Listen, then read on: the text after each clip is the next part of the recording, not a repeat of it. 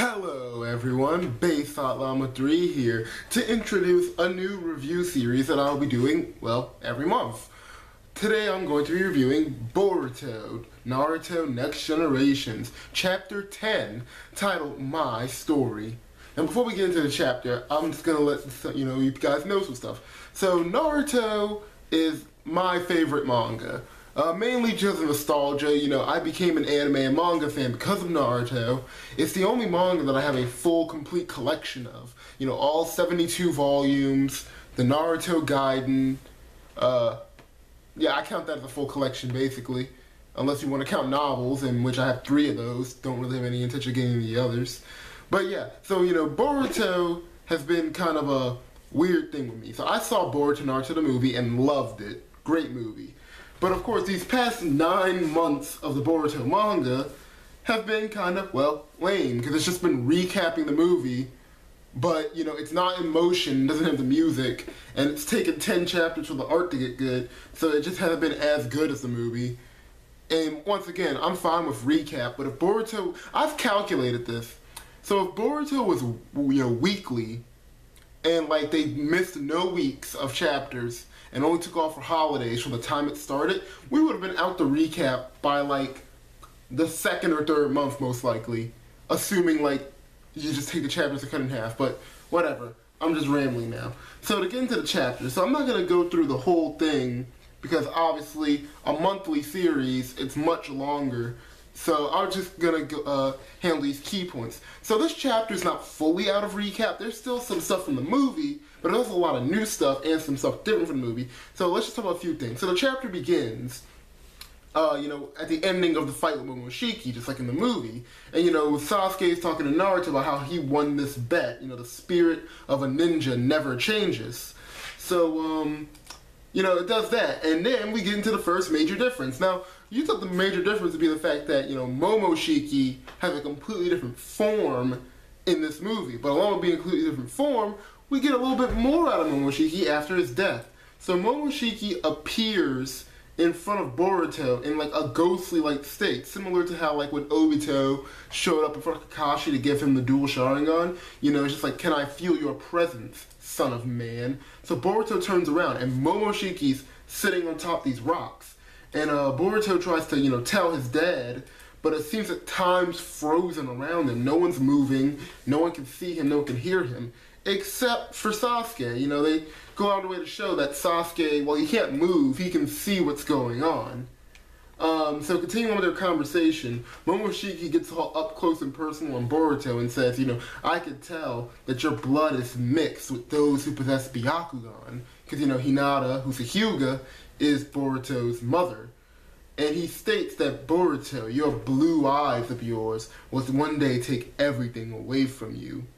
And so, this is a very interesting thing. This is stuff that wasn't in the movie. So, before Momoshiki disappears, he tells Boruto that once someone has defeated a god, they cease to be an ordinary person. Your fate has been changed forever. And so the scene ends, they return back to the village. And one thing I want to mention here is that I guess Chocho's a racist. Because she just ups and calls a Nojin a fucking whitey. I'm just like, dang. We also get some more about Shinki, I believe his name is. Gaara's son, or I think they said it's his adoptive son, but whatever. Still Gaara's son. And he, I guess he's going to be one of Boruto's rivals or something. I don't know.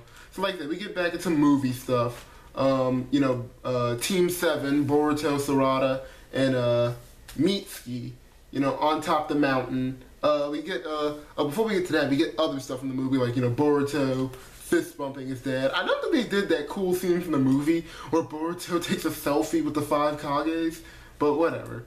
So, they're on top of the mountain, and, it's just like the scene from the movie. Boruto states that, he has no interest in becoming Hokage. That's Sarada's dream. He wants to just be a great ninja like Sasuke, like Sarada's dad. And Sarada gets all hot and bothered over all the compliments that Boruto's giving her. And just like the movie, she mentions that Boruto's eyes are much bluer than his father's. And in the original movie, you know, that took a different meaning than here, but I'll be getting there in a moment. You know, just remember, Momoshiki did say his blue eyes will take everything from him. And right before the chapter ends, Sarada and Mitsuki, you know, they jump off the mountain, just like in the movie, but unlike the ending of the movie, where it's just like Boruto's just like, this is my story, and he, you know, makes the Rasengan, and Rasengan's the camera, and the movie ends. You know, here, he takes off his bandages from his fight with Momoshiki, and he remembers what Momoshiki said, you know, be self-aware, that once someone has defeated a god, they cease to be an ordinary person. And it reveals that on the palm of his hand is a little square that looks like a curse mark. And if you remember the first 4 pages of the first chapter, the only other really new stuff we've gotten, it showed, you know, Boruto in the future, you know, much older. He's 13 now. He looked like he was a teenager in his early 20s in the beginning of the first chapter. And he's fighting this Kabuki guy. And, you know, Kabuki has this red curse mark on his left arm. And Boruto has, like, this blue on his right arm. And, well, and we're just assuming it's a curse mark. It might be anything in the world of Naruto. It could be Sage Jutsu, Tailed Beast. Okay, it's probably not Tailed Beast power, but it could be anything, really. Also, you know, he had a one-eyed Byakugan. He had a scar over his eye. He had Sasuke's headband, but along with the scar that was already on Sasuke's headband, there's an additional one that matches up with his eye scar. And he has Sasuke's sword. And, you know, and they make it... yeah, so Boruto just kind of looks at this square, and it's like, you know, fate, an ordinary person, bring it on. I don't give a damn about fate or curses or whatever. Give it your best shot, because I am a ninja. And, you know, that's the end of the chapter. I don't think anyone, whether you like Boruto or not, can deny this is the best chapter so far, because it's not just recap. Once again, if I want to watch Boruto Naruto the movie, I could just watch Boruto Naruto the movie. I don't have to go through slow-paced recap. So first things first, I want to get into some juicy speculation here as to what this square could mean, what could the next arc be, and, you know, how is this Kabuki character going to be introduced. As to what this mark is, I think it's going to be something. I think it is going to be a curse mark. Like, it's not going to be Sage Jutsu. It's not going to be Tailed Beast power. I think it is going to be a curse mark, which can mean a lot of things, because curse marks in Naruto, they have many different kinds. So there's like Orochimaru's curse marks, which give you powers. You know, you have a curse mark first state, which covers your body in like writing, kind of like the first chapter, and you just kind of get a boost in your chakra and, you know, stamina. And then you have curse mark second state, which gives you a whole monstrous form. But there are other curse marks that aren't as different. There's the Hyuga curse mark that like Neji had, which didn't really do anything. It was just kind of a symbol to show that you were in the side branch and it couldn't be removed. You had like Danzo's curse mark that Sai had. It kept him from saying anything about Danzo that would like put Danzo in danger. So, you know, curse marks can mean a lot. So this could just be a new type of curse mark, and that's what I think it is. But it could also be like Sage Mode, like instead of, you know, similar to how Naruto's Sage Mode just gives him the markings on his eye, same thing with Orochimaru's. This Sage Mode could be, you know, it gives you a marking on your hands. I'm not even going to get into what Kabuki could be, because we've yet to see him. We've only had 2 images of Kabuki. We see Kabuki as a young person in like that initial image revealing Boruto that came like months before the series started, and then we see like the older Kabuki in the first chapter. So I'm not even gonna get into who he might be. Who knows? Maybe he'll be Metal Lee's team, because we still have no idea who the other members of Metal Lee's team are. Other speculations what this blue eyes thing could be. First of all, where do I think the curse mark power came from? I think it's just something that showed up in his body, because, you know, he's not a pure Hyuga, but he's also not a pure Uzumaki. You know, he's half-breed. And as you know, in the world of Naruto, clans, you know, not everyone in the clans, you know, related. I guess the most you could say is that clansmen are kind of like distant cousins, but you still have enough blood in each other to have the Kekkei Genkai and whatnot. So, you know, Hyugas, like other clans, generally, they just marry within the clan. You know, Hinata's a pure Hyuga. Both her parents are Hyugas. Neji was a pure Hyuga. Both his parents were Hyugas. But, you know, Boruto and Himawari are different. They're half-breeds, and we've never seen a half-breed Hyuga before. You know, similar to how Sarada's a half-breed Uchiha. So, and you know, Himawari is very different from Boruto because Hyuga, unlike Uchihas, who I believe only awaken their Sharingan when they go through something like traumatic in their life, I'm pretty sure Hyugas are born with the Byakugan. They just don't learn how to use it till older in life. But you know, Himawari and Boruto are both different. They weren't born with it. They have blue eyes just like their dad. Very light blue eyes instead of Naruto's like darker blue eyes. And you know, Himawari, I believe right now, you know, I believe Boruto and Himawari have a 3-year age difference. So Himawari's 10 right now.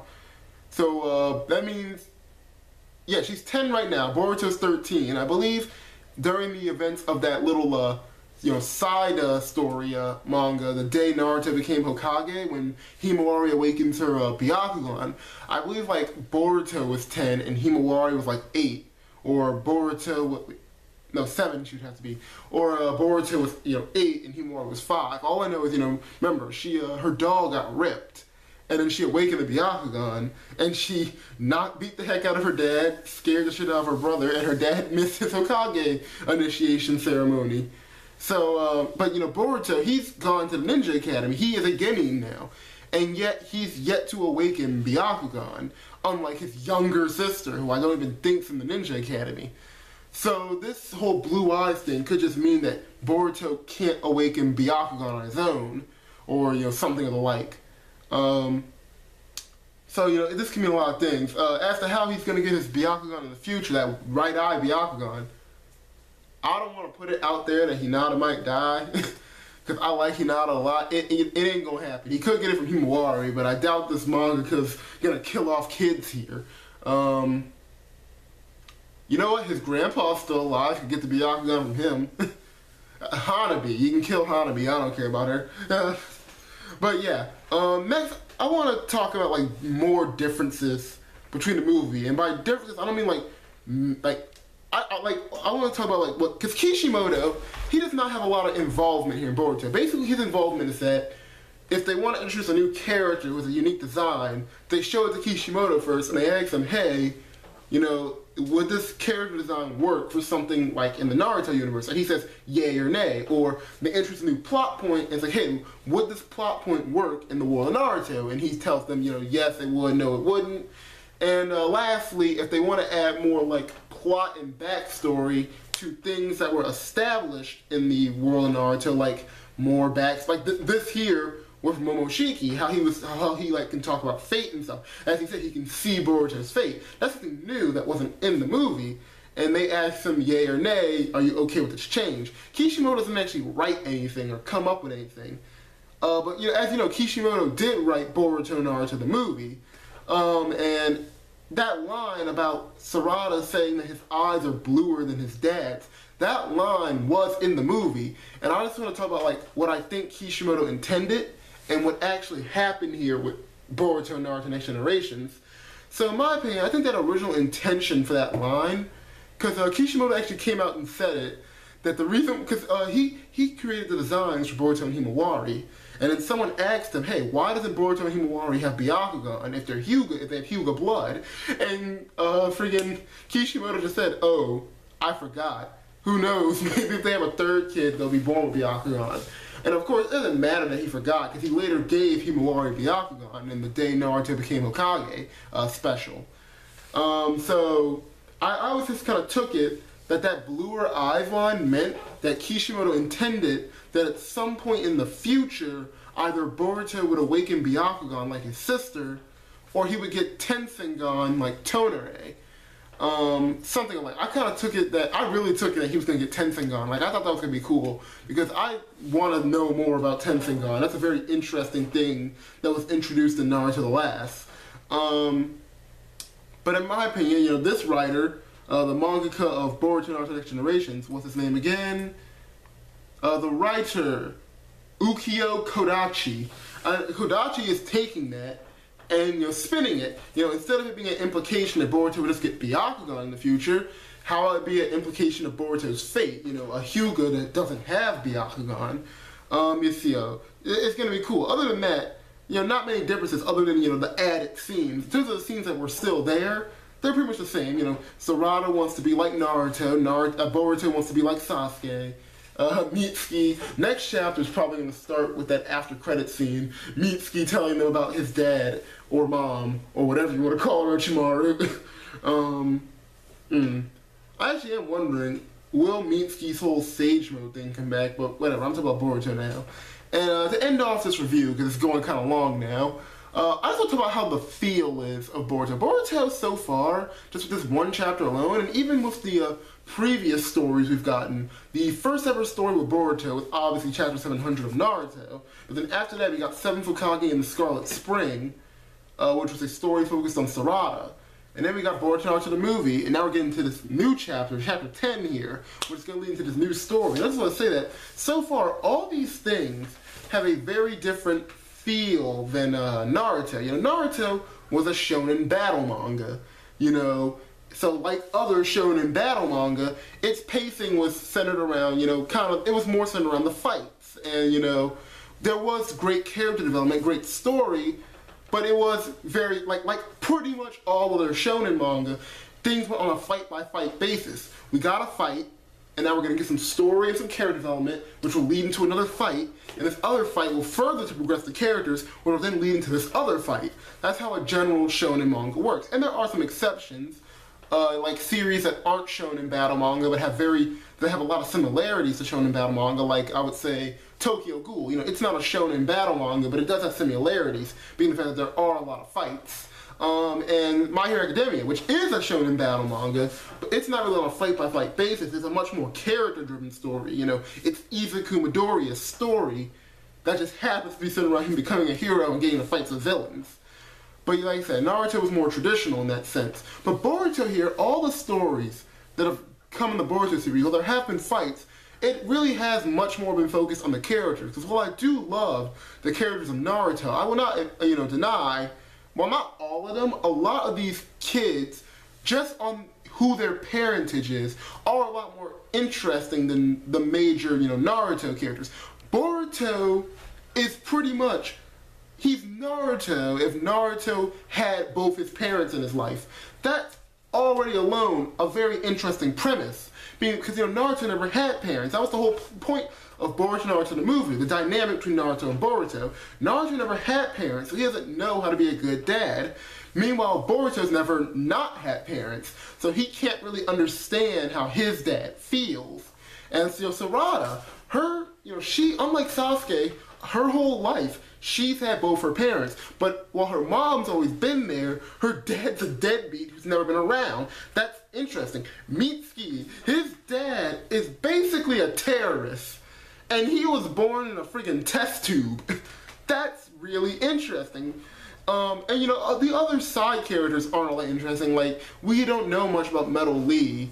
Anojin is just kind of a brat. Chocho is just kind of like her dad. And Shikadai is a carbon copy of Shikamaru, which isn't bad, because Shikamaru's cool and all, but it's, once again, carbon copy. But these three main characters we have in Boruto, you know, they have such much more of a how you say, drive, you know. You want to learn more, you know.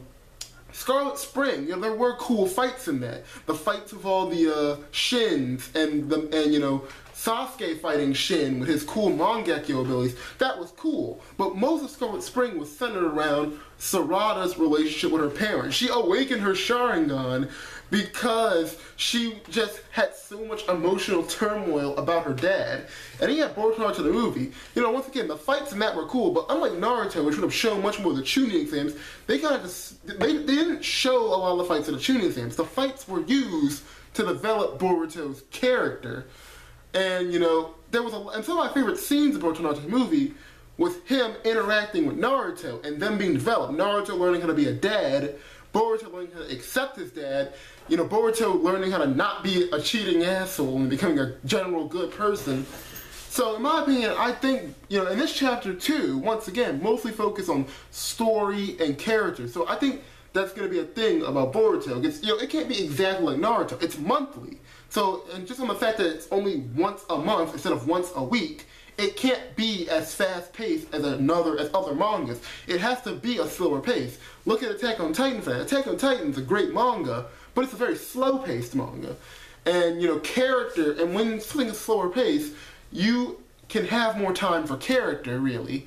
So that's what I think. I think Boruto, Naruto Next Generations, while it might alienate some longtime fans, while there will be some cool fights, I don't think it's gonna, mainly focus on the fights. It's gonna mainly be a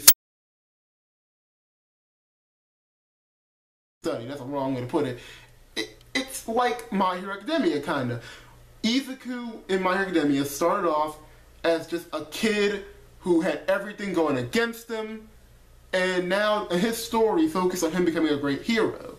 And I think that's going to be what Boruto's story is. He's starting off as a guy who everyone expects a lot out of, being the Hokage's son. And, he really doesn't like his dad. He doesn't like how his dad's Hokage. And we're going to see him grow as a person, become the ninja he wants to be. And it's not always going to be centered around fighting. It might be centered around more, maybe not tragedy, but it will be centered much more around his interactions, I believe. Because I don't think, even after he gets his curse mark thing, I don't think Boruto is going to be on the level of strength of Naruto and Sasuke. That's just kind of impossible for someone who, doesn't have Rinnegan or friggin' godly sage powers, but whatever. This review's really fucking long. I'm reviewing Boruto every month now, so yeah, get into it. Boruto and Black Clover reviews, based on Llama 3. Spread the word. I guess you can like, comment, or subscribe if you like looking at my face. Whatever. Based on Llama 3. Out.